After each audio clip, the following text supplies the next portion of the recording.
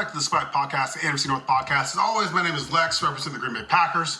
Today is going to be a little bit more of an overview view of this, of where my team is in this division. The Green Bay Packers are honestly one of those teams that can be unpredictable. They can go up, they can go down. Luckily, we have a good history to pull from. So I'm just going to break down a couple of points and talk about a couple of key issues. Maybe do a couple of breakdowns of our game so far and talk about a lot of things. So number one, where we ended the 2024 season. Now, the Green Bay Packers obviously made it to the playoffs last year and were one and done, just like the rest of our division. There was a bunch of things going wrong. There was special teams issues. There was a lot of offensive inconsistency. There was a lot of, games that we won and lost off of bad, coaching, whether it's clock management, whether it's substitutions, whether it's challenges, whether it's injuries. And, I think that really last year was kind of Jordan Love's second year as a starter. Matt LaFleur has definitely got a signature track record of, his expectations set for the team and their members. But my question is this going to be enough?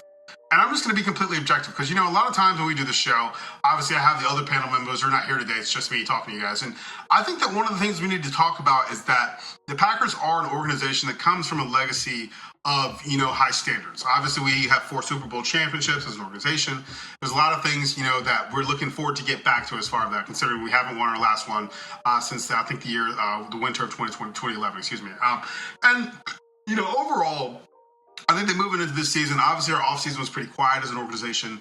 There were several things that, arguably, rumors and, there was a lot of things and talk and stuff. But, when you really look down to it, our organization as a whole doesn't make huge moves in the offseason. I think that, that's one of the pros and cons that we have is either A, we are able to make a good trade, which we'll talk about later in this video, or B, we're a draft and develop team and that ultimately ends up biting us in the ass, And there are definitely some key players who were picked up by this organization, in the first round. Jordan Morgan. I'll talk about him later. Obviously Jordan Love, Matthew Golden. And, we're looking to see a lot of these picks come up, and, overall give us some yield for our capital. And I think that moving into 2025, the biggest question mark was how the Packers are going to handle the draft. And for the first time in 20-some odd years, the Packers took a receiver in the first round of Matthew Golden. Now, I'm recording this video at the time at the end of week 3. I'll go through the rest of the games and kind of give a short, quick breakdown on, how I felt about those. But Matthew Golden is one of those people who, when he was at Texas, he had a huge outlook. He was a very, very impact player for that team. And I think that, him being a rookie coming into this team with a pretty fairly stacked, in the terms of bodies, receiving core, he has a lot to prove. Obviously, it's the end of week 3. We haven't really seen a breakout game from him, but I think that there's promise. I don't think that you can really judge anyone's rookie season at this point in the season. The big headline surrounding this team was somehow how Brian Gutekunst was able to fleece Jerry Jones out of a Micah Parsons trade. Obviously, a lot of people think we overpaid. A lot of people think that there's a stigma behind, 2 firsts and $40-something million or whatever. I don't. I understand exactly what they made, because I think that if any team had the opportunity to make this trade and they had the cap situation that we do, they make this trade. And, obviously, week 1, I'll go into a little bit more, but, week 1, Micah definitely made an impact on our defense immediately as soon as he came on the field, even though he was playing a limited number of snaps. Obviously week 1 we played the Detroit Lions and we beat them pretty bad. It was a pretty good, it was honestly something I haven't seen from our organization, which is a good fucking start. I think that, the Packers historically have started off been unprepared, which I'll talk more about towards the end of the video. And I think that it was good to see us come out and execute. Jordan Love came out flinging the ball. Romeo Doubs had a hot game. Micah Parsons came in and got a sack, especially for us to have a vengeance or a rivalry game, with Detroit. That was huge to see. So week 1, I really liked what I saw. I think Matt LaFleur as a coach, he seemed calm and poised. He was confident. He was giving his players room to be themselves, to make creative decisions, while single-handedly, controlling the scheme as well from the top. But, moving on to week 2, we played the Washington Commanders.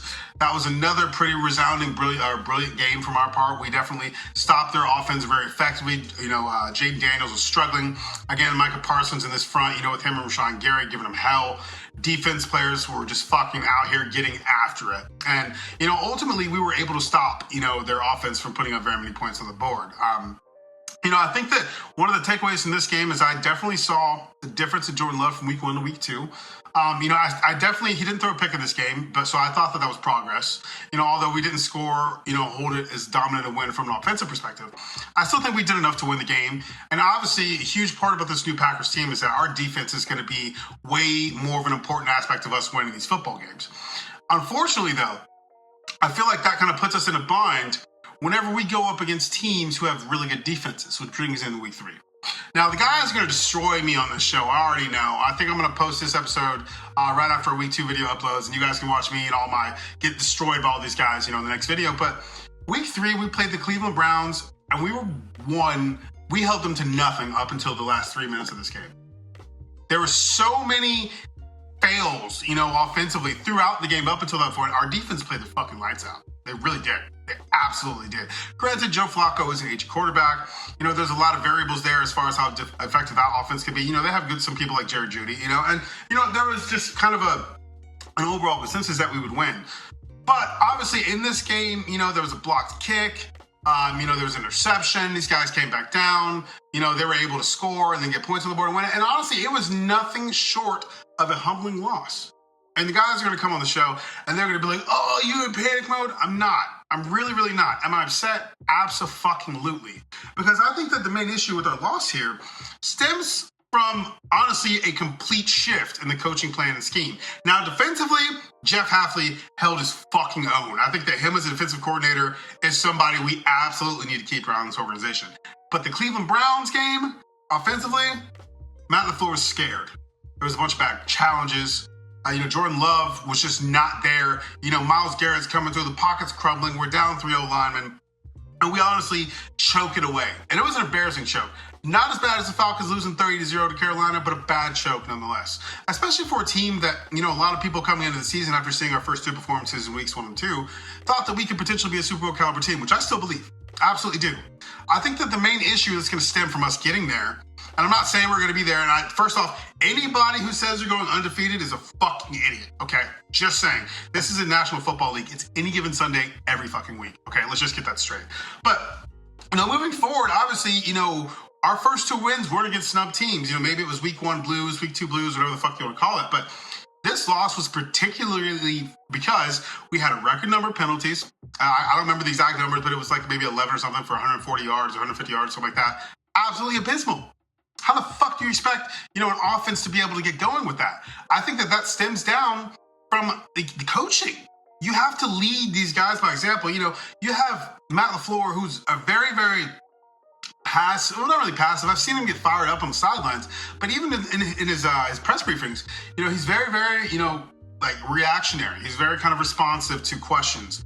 My concern, and I'm not saying that I think Matt LaFleur should be fired right now. Absolutely the fuck not. No, fuck no. I don't think so. I don't think that's the case. What I do think, though, or what I know, rather, is that his contract isn't guaranteed for next year.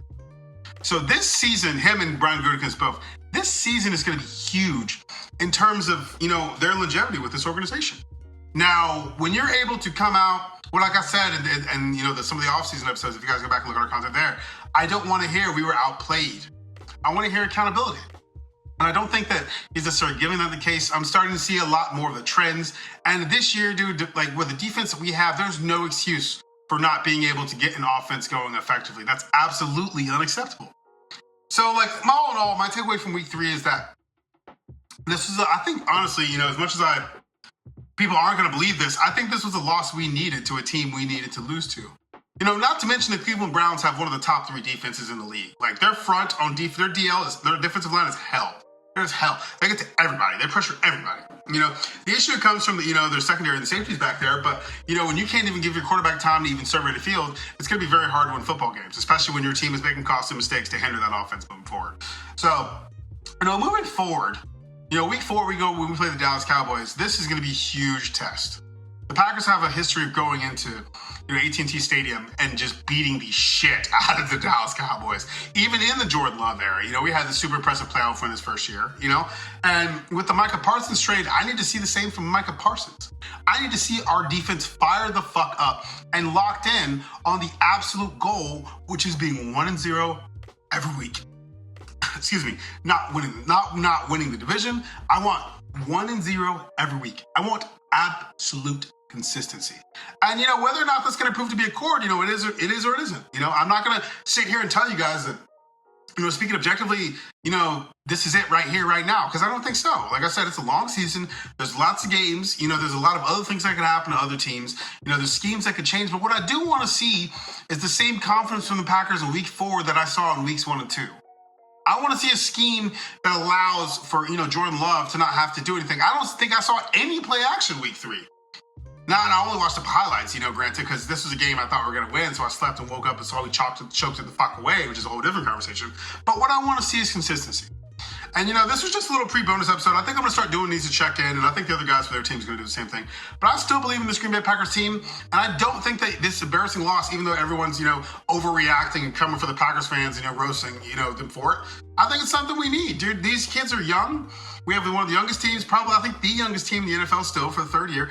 And we absolutely, that doesn't give us an excuse to be undisciplined. I think that at this point, the Packers need to focus on being 1-0 every week. And I think that the number one way that's going to happen is if our coach, takes that, gravitas and passes it down the line by leading by example. But I'll wrap the video up there, guys. My name is Lex Callahan. This is an episode of the NFC North Podcast. If you guys like our show, please click on the channel. Check out these 2 videos later, our 2 previous videos, and we'll see you guys in the next episode.